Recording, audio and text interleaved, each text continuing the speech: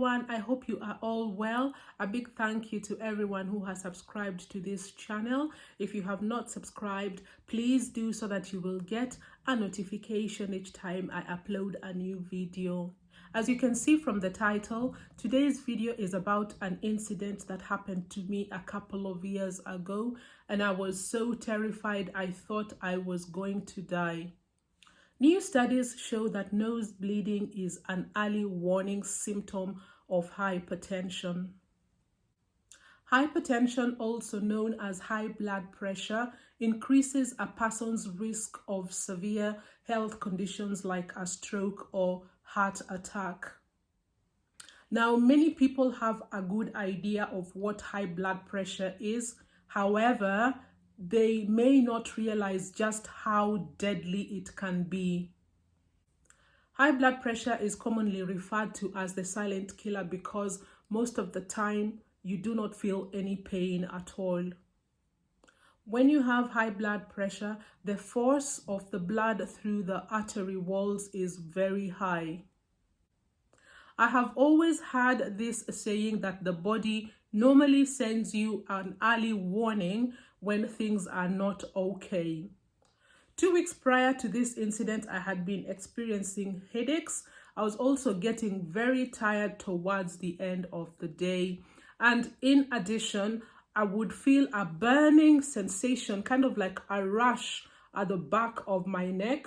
But obviously, I did not realize that this was the body giving me a warning that there was something wrong. On this particular day, the day started as usual. I went about my normal activities, and at around 10 o'clock, I went to bed. At around 4 o'clock in the morning, I felt an urge to blow my nose.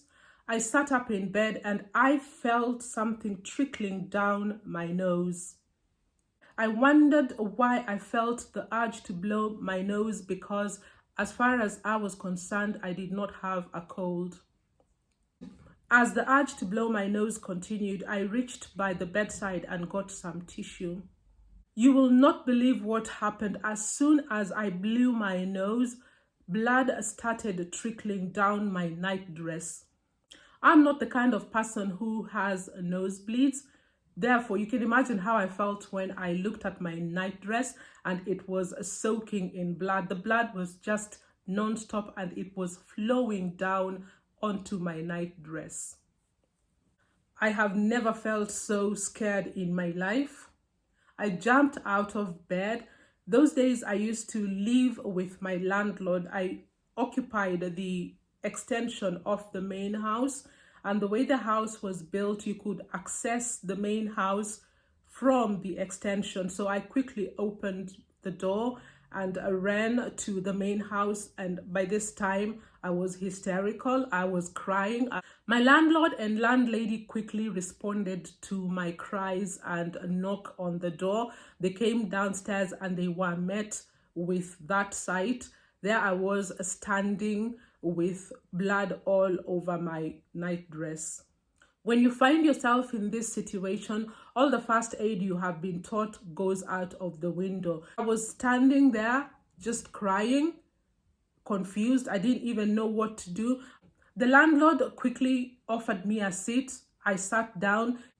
The landlord opened the freezer and brought out a bag of ice cubes, which he placed on my nose. Now that someone was near me, I started calming down a bit. And over here in the UK, if you have such an emergency, there's a number you're supposed to call. So we called 111 for advice. 111 said what we had done was the right thing. They advised me to keep an eye on the nosebleed, and should it continue, then I should get back to them for more advice. After a while, the bleeding stopped. I thanked the landlady and the landlord for coming to check what was happening to me, and I went back to my house. Then I wanted to tidy up and clean up the area because as I was running to the main house, blood had dropped all the way. So I got a mop and mopped the blood on the floor. After mopping the floor, I sat down and I thought that that was it, that the nosebleed had stopped. I stripped the beddings because they were stained in blood. I took off my night dress and I was going to put everything in the washing machine. As I bent to put the clothes in the washing machine, the nose bleeding started again. The nose bleeding did not stop even after putting the ice pack on my nose, and I called 111. This time they advised me to go to the nearest accident and emergency unit so that they can check me out. So I made my way to the accident and emergency department. I was attended to at the accident and emergency department, and they came to a conclusion that the nosebleed was not so bad and that it was going to stop, so they sent me home. Believe it or not, I got home and I bent to pick something on the floor and the nose bleeding started again. I went to the accident and emergency department 3 times, and each time they would send me back home and advise that if the nosebleed continues, I come back. I called a friend of mine who was a bit concerned. When I explained to her that I had been to the accident and emergency department and they had sent me home 3 times, she felt because it was a weekend, maybe I could try a smaller, I should try a smaller, they call them surgeries. It's kind of like, it's not the main hospital, but a smaller hospital. So she advised me to go to that smaller hospital and see if they will treat me. At the reception of this smaller hospital, the receptionist asked me a few questions. She asked if I had been involved in an accident, and I told her I had not been involved in an accident and that I had been nosebleeding since 4 a.m. When it was my turn to see the doctor at this smaller hospital, of course, he asked me several questions. He wanted to know if I had been involved in an accident. I said no, and I explained that I had been nosebleeding since 4 a.m. in the morning. This doctor was a bit concerned, so he made a call to the main hospital, referring me for admission so that they can observe and probably, try and get to the bottom of why I was nosebleeding. From the small hospital, I went back to the main hospital, and this time they had to admit me. When I got to the main hospital, they wanted to stop this nosebleed. I don't know what it is called, but they had to insert something up my nostril. Oh my goodness, that was painful. So they pushed it right up to make sure that the blood has nowhere to go. I really cried. It was painful. I screamed and cried. It was really, really painful. And then, so once, whatever, I don't know what it is, whatever it was, once it was in place, then they took my blood pressure. And at that point, they realized my blood pressure was very high. So they gave me medication to stabilize my blood pressure. I was admitted at the hospital for 2 days. They tried to stabilize my blood pressure, and eventually the blood pressure came down. And then on the 3rd day, they had to remove what they had put up my nose.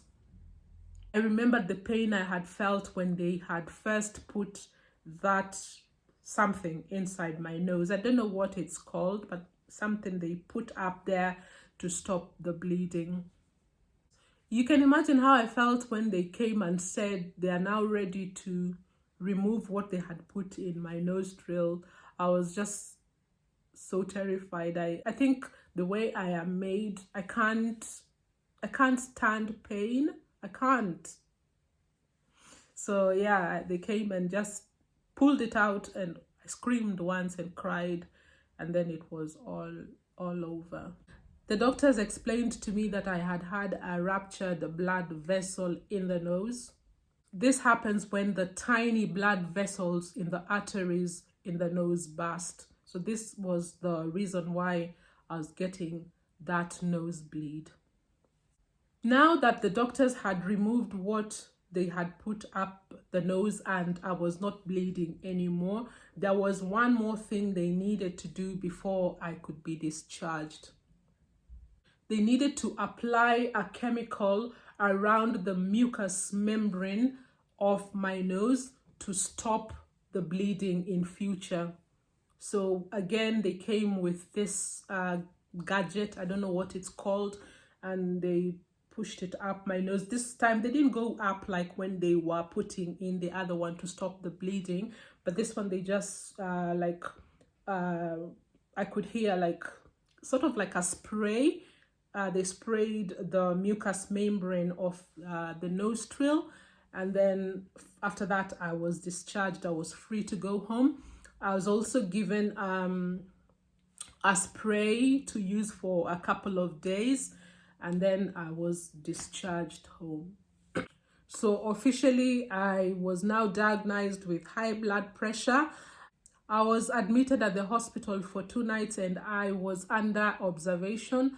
And on the 3rd day, the doctors were happy for me to be discharged. So I was discharged and given a prescription which I took to the chemist. I got my blood pressure medication. Initially, I thought I was going to be on this medication for maybe just 2 weeks and then come off the medication. Little did I know that I had just begun my journey of taking medication for the rest of my life. So today I am on high blood pressure medication that regulates my blood pressure level throughout the day. The hospital had booked an appointment for me with my doctor, and after 2 weeks I went to see my doctor, and at this point he offered me advice, and the advice usually is that you reduce your salt intake and have a healthy and balanced diet. In addition to that, I attend clinics like once a year where they take my blood to check and make sure that the medication I am taking is not tampering with my kidneys. So that is done annually, and then they will just check that everything is okay, and if there is any concern, then they are going to address it. Now, that is all for today. I hope you have learned a thing or two from my experience. It was a very scary experience, and later on I came to realize how that incident could have quickly turned into something else, and probably it could have led to other things. And I'm very grateful that I actually got to hospital on time, and they were able to do what they did for me. And also, at least now I know I have high blood pressure, and the only advice I would give anyone is to get your blood pressure checked regularly, because like we have seen, high blood pressure is known as the silent killer.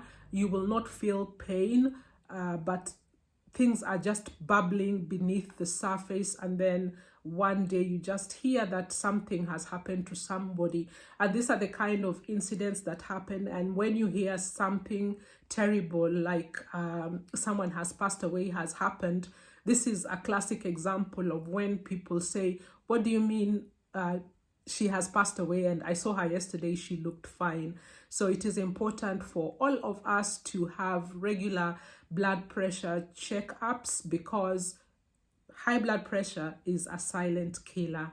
Thank you so much for your time, and I will see you next week when we are going to talk about the side effects of the medication that I am taking. Take care of yourself, and I will see you next week. Bye for now.